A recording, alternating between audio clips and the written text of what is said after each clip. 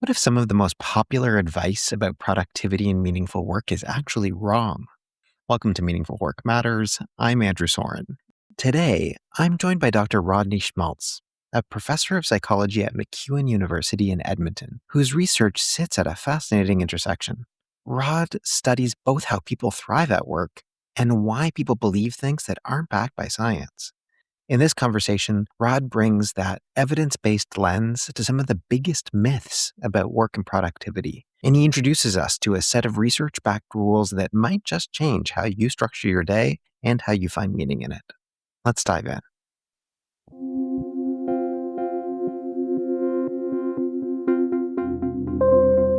Welcome to the Meaningful Work Matters podcast. I'm your host, Andrew Soren, founder of Eudaimonic by Design.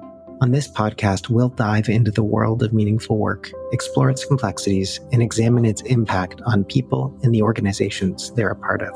Each episode features insightful conversations with cutting-edge experts who are successfully navigating the challenges of meaningful work. We hope to offer you ideas, frameworks, and tools to unlock potential and design work that's fulfilling, impactful, and supports everyone's well-being. Subscribe or follow us now, and let's make meaningful work matter.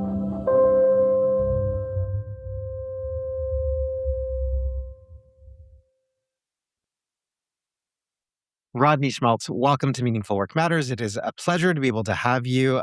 I'm really grateful that you chose to come onto this podcast. There's a few things that I'm very excited to be able to dive in with you today, one of which may have to do with some misinformation. The other is this thing that you introduced me to, Boice's rules, which are kind of changing my life a little bit the more that I reflect on them. And so those two things, as well as thriving at work and many other things, are things that I'd like to talk about. But welcome to the podcast. Thank you so much for being here. It's a pleasure to be here. Thank you.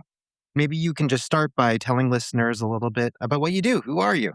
Sure. I'm a psychology professor at MacEwan University here in Edmonton. And I basically have two research streams. So I'm interested in helping people thrive in work environments. And I'm also interested in why people believe weird stuff. So I'm looking for strategies to combat misinformation. Now, it might seem like these are two very different areas, but in fact, there's some overlap. A lot of what I'm interested in, I'm just curious about why people believe things. And I'm interested in testing claims that I hear that I find interesting.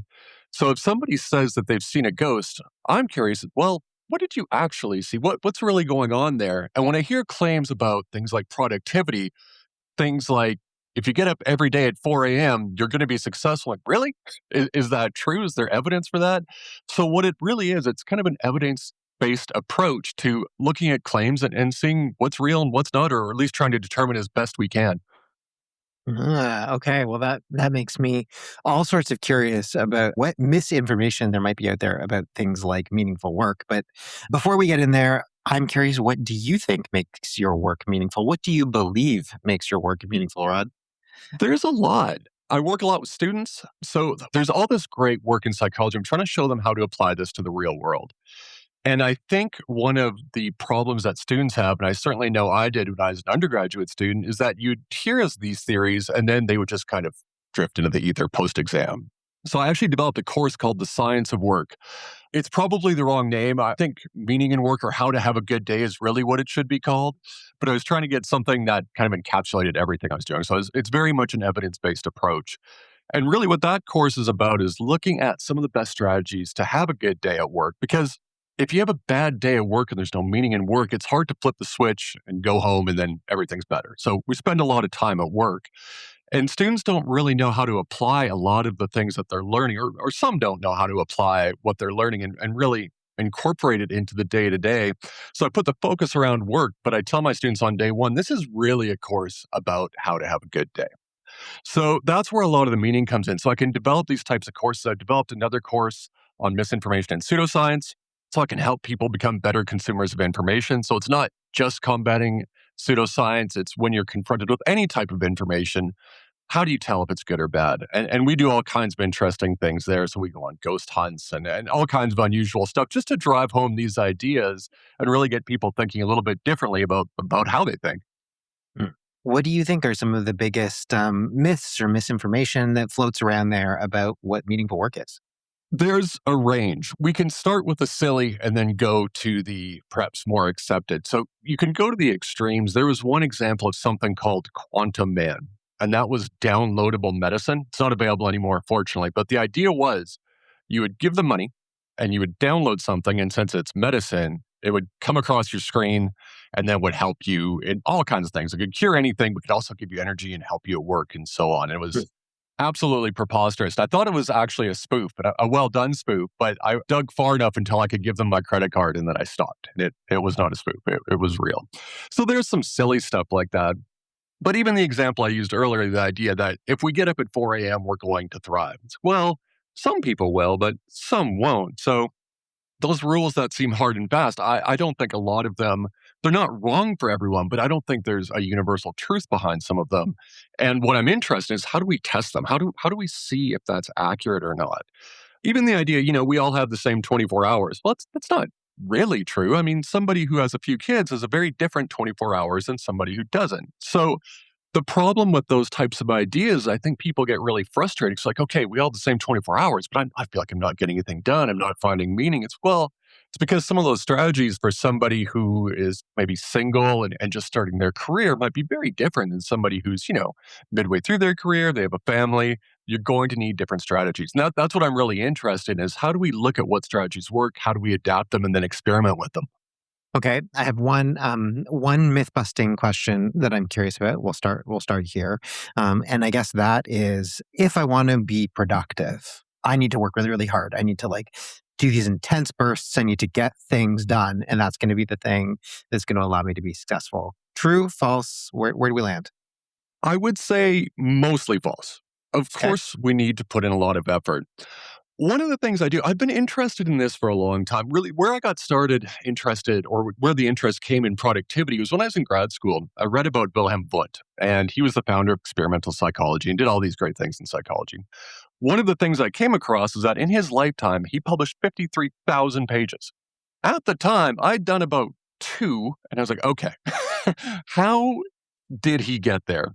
And so I did a little research. There's obviously a lot written about him. So he's one of the founders.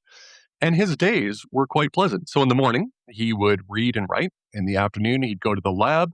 He'd come back a second time later just for more informal chats with the students. And in the evenings, he liked to go to concerts or chat with friends. Pretty good days. And that led me just to get interested. Whenever I'd meet somebody who was successful in the field or doing well, I just asked them, well, what does a day look like for you? And then I started to do more research. Well, how do we have these days? And what the research shows that, yes, you have to work hard, but this idea that, it's got to be 24/7 nonstop, if you're working on the wrong things, that won't help you. And the idea of burnout is very real. So, depending on the industry, if you work really hard, I mean, you're going to have less creative ideas. You're eventually going to impair your health. And obviously, if you're not healthy, it's not going to thrive. And I think too, I mean, some people can do that. So we don't want to say this isn't for anyone. So I know of some friends who are lawyers and they work all the time and they seem quite happy. But for the average person, if we're doing that and we're not happy, what's the point? And of course, we need to make money. But if you're not finding meaning in what you're doing, you're just constantly grinding. There's not a lot of value in that, I think, beyond obviously the monetary value, which we shouldn't dismiss. But there's ways to do that without making yourself miserable. Okay, next one. We need to enjoy our work all the time. And whether we enjoy our work, Bree Groff was recently on this podcast and talks about kind of how do we have happier days at work? Or we need to find our work really intrinsically meaningful. It needs to be deeply core to our values if we want to be able to find meaning. So I either gotta love it or it's gotta be deeply values-based, meaningful, intrinsically motivating. Misinformation? It's not quite cut and dry, but intrinsic motivation is good, obviously. So if we're happy at work, we'll perform better. I think that idea, though, might be promoted a bit too much in the sense that no matter what job you have and no matter how much you like it, there will be parts you don't like. That is just the nature of work. And I can see that with some of the students that I'm working with. They have this idea that if I'm not going to my perfect, purpose driven, intrinsically motivated job, that it's just not for me. And I'm like, well, there are some jobs where there'll be parts you don't like. The real key is to find purpose in what you're doing. So you might have a job you don't like, but you might be able to make the best of that while you're looking for something else, right? So it doesn't mean you get in a job and you stick with it no matter what and just kind of grind through like we were talking about earlier. But the idea that everything has to be intrinsically motivating, I think is bad advice. I think you want something you're passionate about, but I also think that you can find purpose in what you're doing. And there's different strategies that you can work with to at least maximize where you're at that time, which is also going to lead to more feelings of autonomy, which is tied to intrinsic motivation. So sometimes you can kind of build that intrinsic motivation. And what the research shows is that if you feel like you have purpose, that's actually a little bit more powerful than having intrinsic motivation because we're simply not going to be happy all the time at work, right? No matter what career you're in. Mhm. I think it's super interesting. And it kind of gets back to what you said earlier about the thing that you've always been interested in is like believing. Like, why do we believe anything? So if I believe the task is really critical, in some ways that's more important than just believing that I'm going to enjoy it. If you see that purpose, then you can justify why you're doing some things that you might not be enjoying. So if it's all about intrinsic motivation and you're doing things you don't enjoy, well, why am I doing this? Right. Whereas if you've got that broader purpose, like, okay, for me, I don't love grading. I admit it. But I think it's important that the students get feedback. The greater purpose is that I really value education. So there'll be things we're doing that might not be inherently intrinsically motivating, but they're important. Once you recognize that importance, then you've got kind of that purpose driven approach and you get through them and you may not enjoy it still, but you understand that there's value in what you're doing. And I think another thing we can do too, and this is one of the things I really stress, so I give some corporate talks as well, is I talk about this need to experiment. So when we're doing something, if you're not enjoying, well, try something a little bit different. Try changing your environment a little bit. And a lot of those ideas come out of B.F. Skinner, one of the founders of behaviorism. Skinner was constantly experimenting throughout his lifetime. So he was tweaking what he was doing and he just kept getting more and more efficient. So when he started out, he was so stressed, he thought he was going to have to go to the hospital. He thought he was having a heart attack. And he decided he was going to change his environment, keep experimenting, and become more effective. And effective in the sense that less stress, getting more done. And I think you become with that mindset, like, okay, I don't enjoy this. What's the thing I could change and maybe make this go faster or make it a bit more pleasant? And if we're always doing that, we'll make these little changes and they're incremental, but cumulatively, they can have a huge impact. And again, that comes back to autonomy, right? Because you are changing your environment, you are doing things to help make your work life a little bit better. Hmm. Listeners who listen to this will know that I often invoke Carol Riff a lot. I'm a big fan of Carol Riff's work. I've gotten a chance to do a whole bunch of work with her over the years, and her model of psychological well-being has always really inspired me. And there's a piece of her model, which is called environmental mastery, which I think like it's taken me years to try to understand what on earth does Carol mean by environmental mastery, and why is that such an important part of our well-being? There seems to be very few other models of well-being that talk about this. And yet, the more wisdom or age or experience I have, the more that I realize, God, that piece of how do I ultimately control the things that I have control over within my surroundings and my environment are really key to my capacity to experience well-being. That does not seem like misinformation to me. No, absolutely. And I think one of the reasons that there's not as much focus on that is often we talk about willpower. And we can't really measure willpower, right? So maybe there, it may not. But what we can do is look at our behavior. And we can look at how the environment influences our behavior. If you think about something like dieting, most people fail. The diet industry is a multi-million dollar industry annually. If you think that, you can't do it, so it's willpower and one day you just kind of fall off the horse and eat a bunch of donuts or something. There's actually something in psychology, and this is the real term. It's called the what the hell effect, which is great. That's the real term. And basically what it means is that we'll use our diet example. So you're trying to diet, you start eating a lot of bad things, you go, what the hell? I can't do it. I don't have the willpower. They just stop.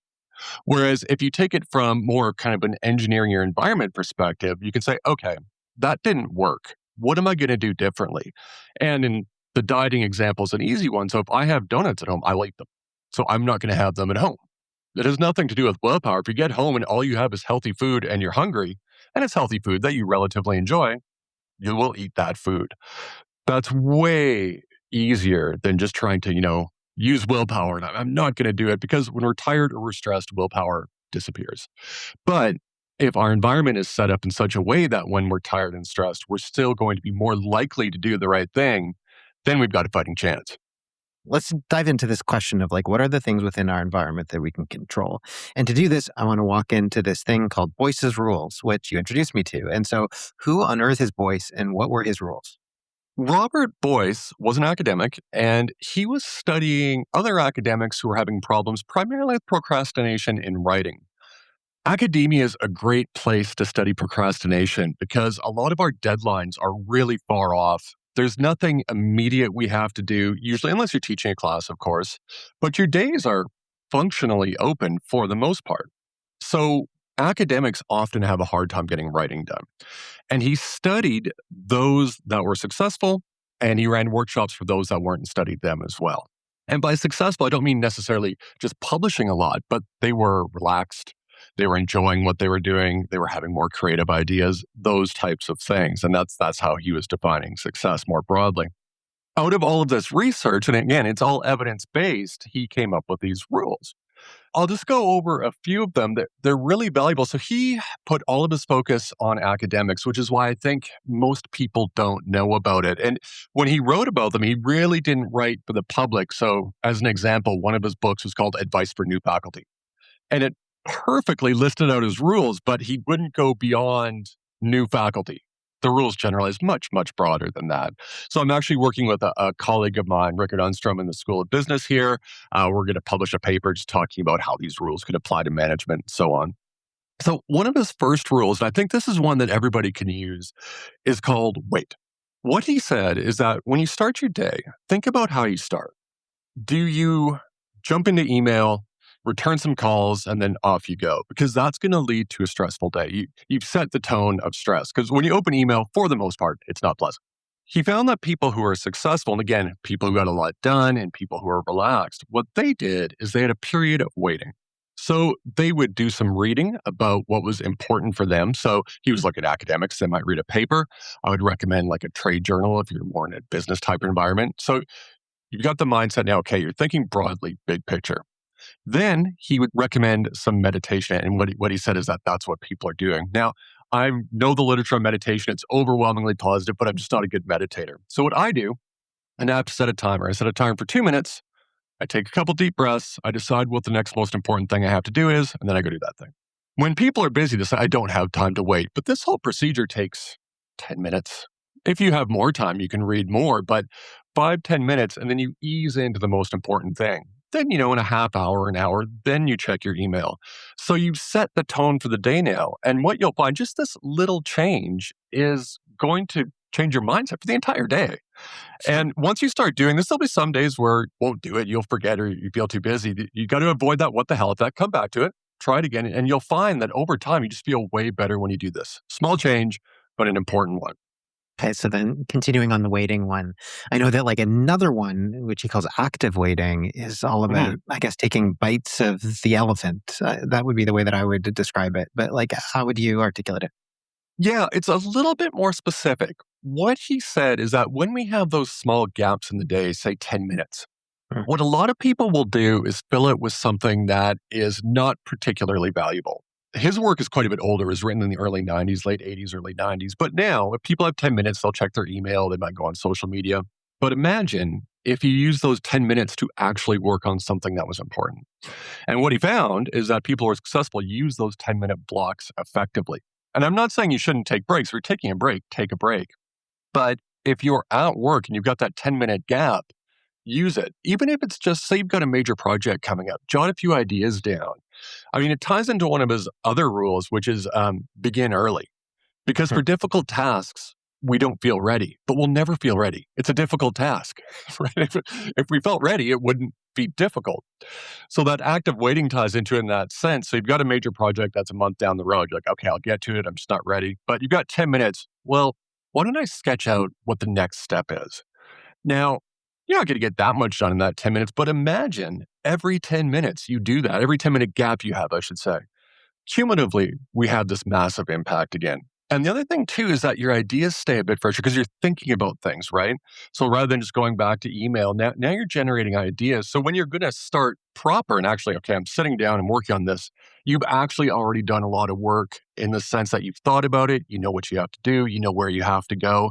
And the work generally is better done, it's more efficient. And in terms of having meaning and work, you feel better about it. This is where creativity comes from because you've been bouncing ideas around.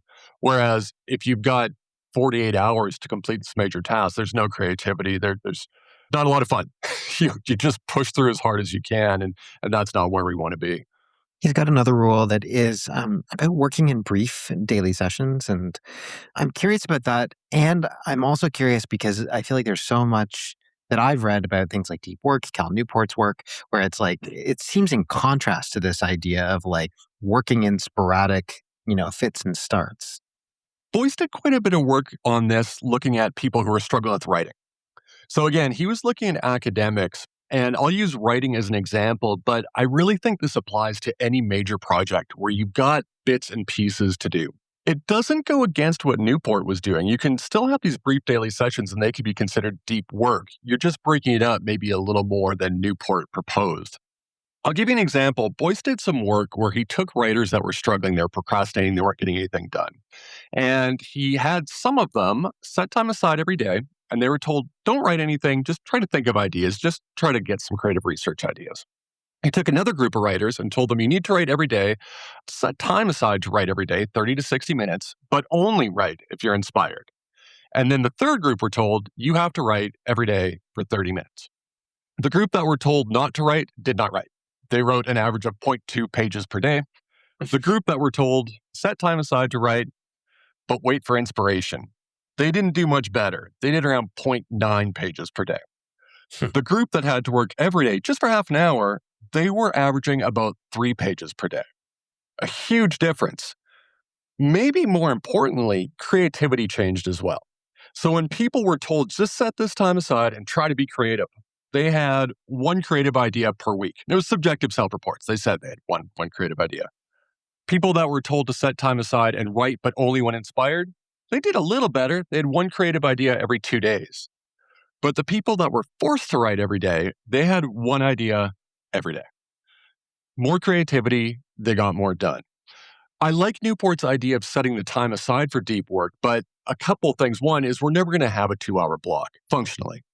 And it becomes intimidating almost because, okay, I need to set this time aside. Whereas if you set aside time, even 25 minutes every day, that I'm going to chip away at this project, being writing or whatever it might be, a couple things happen. Is one, you start to gain confidence because every day the project's moving ahead. And two, you save a lot of time. The reason why is that let's say you start a project and then you get to it in a week. Well, next week, you got to kind of figure out where you were. And you're going to spend probably 10, 15 minutes. Okay, where was I? What do I have to do? Where am I going? But if you're doing it every day, you're right back at it.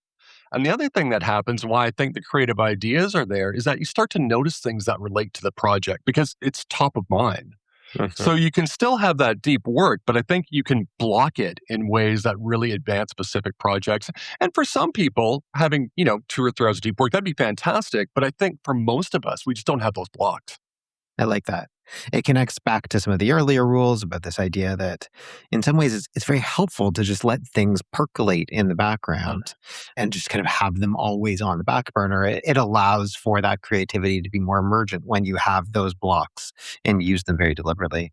Rule number 5, I believe, is about knowing when to stop, which seems profoundly important, especially in our burnout culture. Say a little bit more about that one.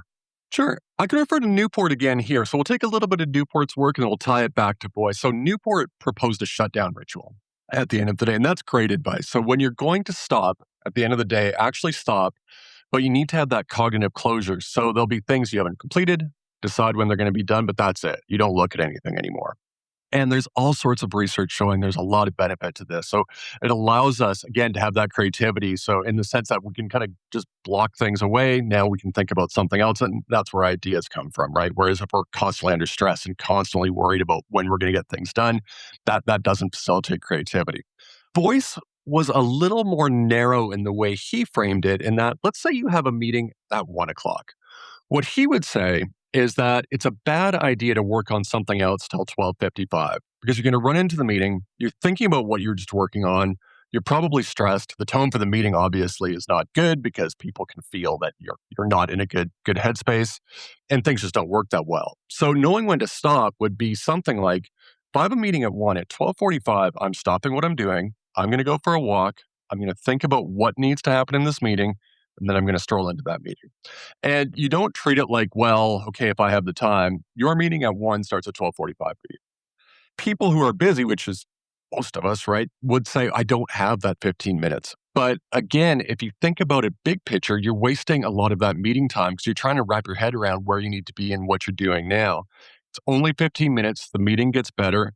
And if we're using meetings as examples, then make the meeting a bit shorter because it's going to be more efficient. It's using all of these tools together that really help you. So you're going to be saving time, you're going to feel better, and you're just going to get more done. It takes some practice. It takes some getting used to be sure. And again, we need to avoid that what the hell effect. But that's where that kind of Skinnerian idea of experimenting comes in too. It's like, okay, I don't have 15 minutes, but I can do it in 10. I can stop 10 minutes before. That works for me. So there'll be a lot of variation between people and industry, but the core of the rules, I think, applies to nearly everyone. This is kind of a bit of a New Year's resolution for me. One of the things that I was noticing at the end of last year was that I was literally starting to lose sleep over things that I was working on, which doesn't generally happen to me, but I noticed myself waking up in the middle of the night like several times and ruminating about things and trying to figure out what am I doing. And so I started to introduce an integration ritual for myself at the end of every evening. I started to think about like, where's dissonance? I started just with dissonance, then I added a kind of harmonious, like where was I really in flow today? Where do things just like, if things worked, it might not have been balanced, but like, man, like I just felt good in that moment. It felt harmonious. But also, where was there dissonance and how do I just name those things super quickly? And then really asking the question of what can safely wait until tomorrow? Writing it out, and then even saying to myself, it's okay to stop. It's safe to stop here for today.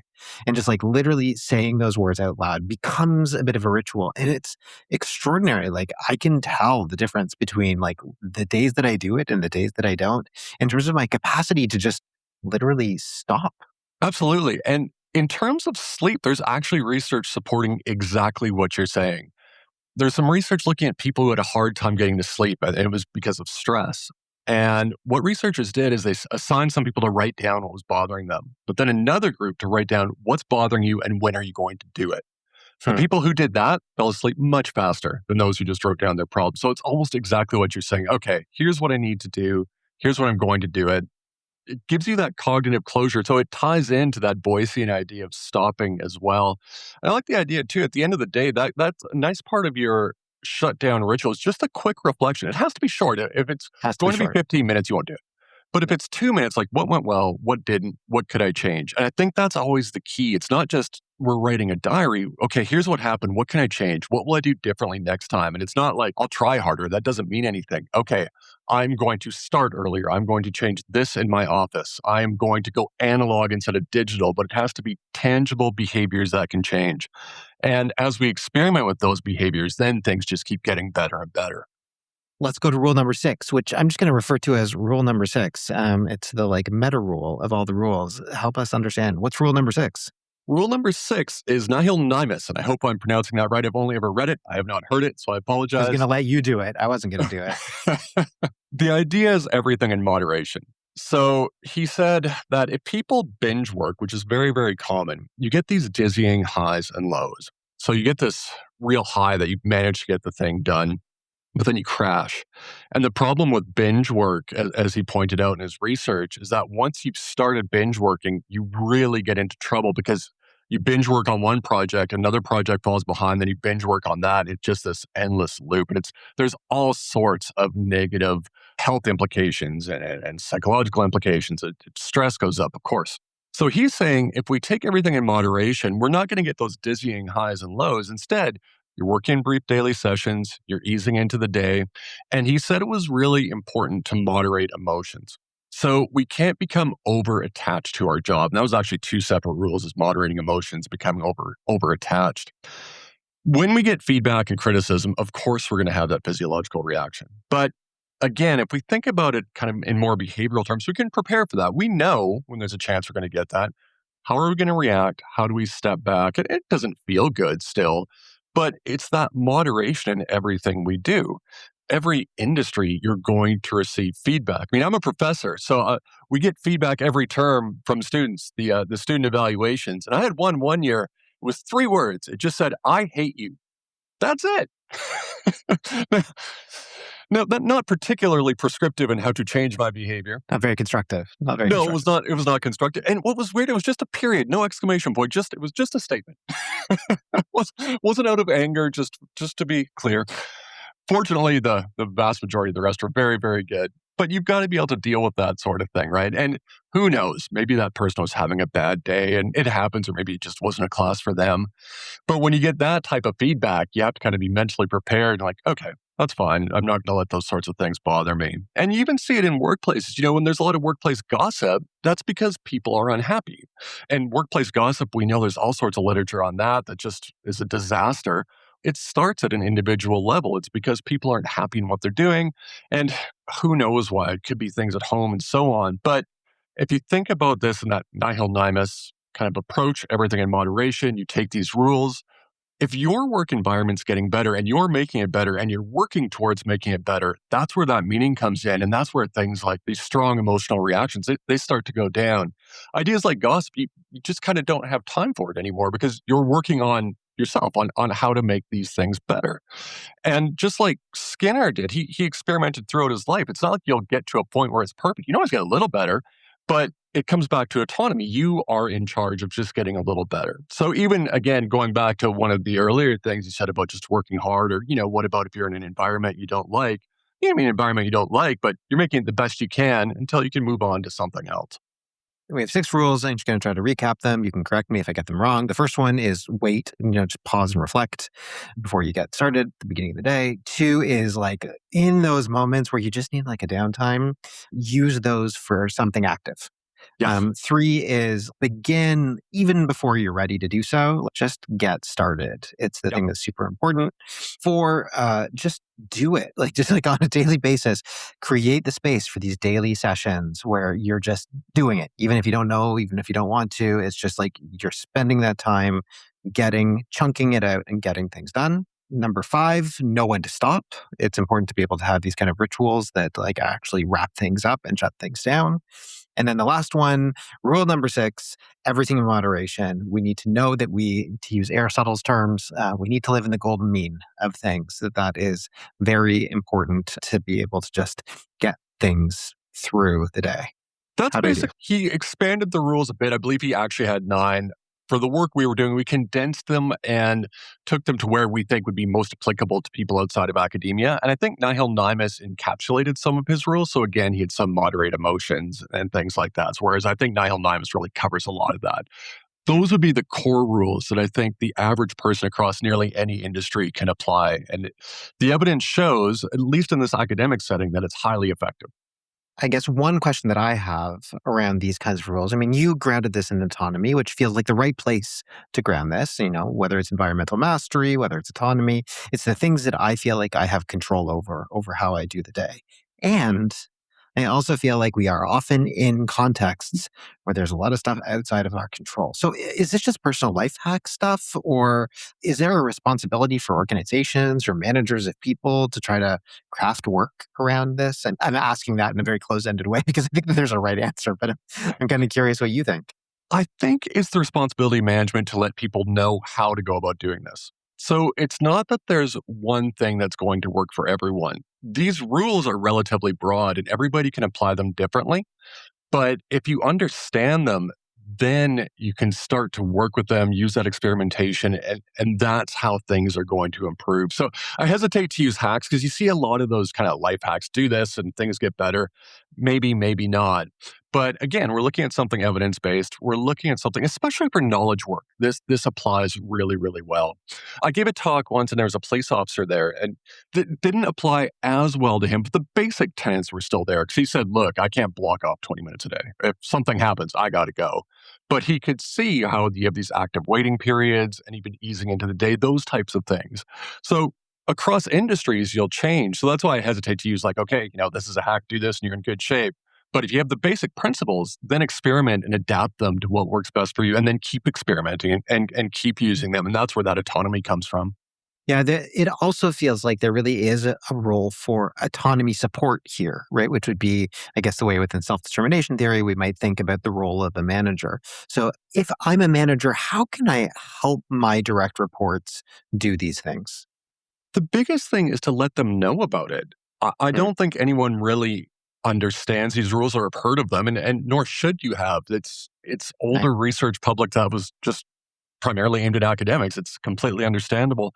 So taking these ideas and then you've got to do it in a way and present it to your employees in a way that it's something that they own, right? So here's the basic tenets. Here's some ideas to try. I wouldn't recommend monitoring them after or anything like that, right? It's just try these things, see if they work for you, but then come back to it because what will happen, and I tell my students this when I lecture on this, I'm like, this all sounds great, right? Everybody agrees. I said, okay, here's why none of you are going to do it. And the reason they don't do it is because they get busy, they leave the room and they forget, which is human nature. So I would have reminders like if you need any more assistance, those types of things, just bring it back. Encourage people to keep trying. Don't let them forget that these resources are there. They're basically tools. So use them. They are going to make your workday better. And as I said at the beginning, when your workday is better, kind of by default, your day is better. Let me ask a parallel question to that, because I think it's really helpful just to be able to like articulate. Yeah, if we just know about these things, it's kind of like ordinary magic. That's sometimes the way that resilience researchers talk about what resilience skills are. We all kind of know that we should do these things, we just don't do it, right? So there's this idea of like if we just it's not just about knowing, it's actually about kind of baking it into the rhythms of how you do in your day. So as somebody who's taught a lot of people about these skills, what advice would you give to people who are trying to teach these skills to other people? I think it comes back to engineering your environment. People need to think about specifically how they're going to apply these ideas. Even if you look at brief daily sessions, if you said something like, that's a good idea, I'm going to work on this project for an hour a day every day. No, you're not. Most people won't do that, right? Life happens. But you could say, okay, my mornings tend to be free. Between 10 and 12, I'm going to set aside 30 minutes to do this. And there's some days I might not be able to do it. That's okay. But I'm going to do my best to do that and then experiment with it. I like your idea too at the end of the day when you reflect, okay, I didn't do that today. Well, why didn't I do it? And then try something different tomorrow. So if you have a miss on, say, a brief daily session, that's just a data point. That didn't work. So try something new. I think where sometimes the advice is maybe a little flat is you give people the tools, but you don't really tell them how to use them, right? And a lot of that willpower idea comes in there. Like, okay, you got to do these things, they'll help you. It's like, well, how? Okay, here's what you're going to do. When you start your workday, you are going to have this little ritual. You are going to read. Here's some suggestions on what you could read. And here's a 2-minute meditation. Here's how long you should do it. If that doesn't work, here's some other ideas. And then people might have a chance of actually going forward. And that's what I promote with my students when I give talks out in the industry. It's like, okay, we're going to walk through exactly specifically what we're going to do. And the nice thing about working with the students, I see them for 3 months at a time. So I can check in and I'll just ask them, be honest, how many have done it? And the numbers keep going up throughout the term. The Hmm. first week, not that many, but we build. So it's giving more strategies, it's giving reminders. And I think if management can do things like that, that's when you have the best chance that employees will actually start to incorporate some of these tools. I think that's really, really great advice. Is there anything else that you would like listeners to know about you or where they can find more of the work that you put out there in the world? Yeah, if you're interested in more, I've got a website. It's rodneyschmaltz.com. So feel free to check that out. And I've got an email address there. So if anybody has any questions or is interested in this sort of thing, feel free to contact me. Amazing. Rod, thank you so much. I've loved this conversation. I feel like I've got a wealth of different ideas that I'm excited to try. I just need someone to help me hold me accountable to it. So I'll try. I'll try my best. I might phone a friend and ask for some Okay, advice. we can check in a couple weeks. Thanks, Rod. I will talk to you soon. All right, thanks again.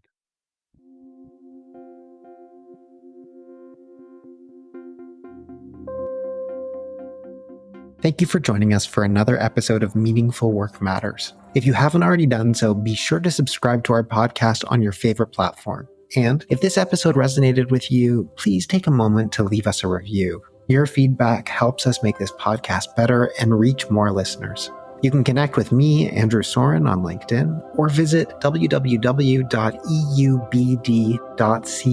to learn more about eudaimonic by design. Finally, if what you heard today spoke to you, tell your colleagues and people in your community about our podcast. We really appreciate your support in making meaningful work matter. See you next time.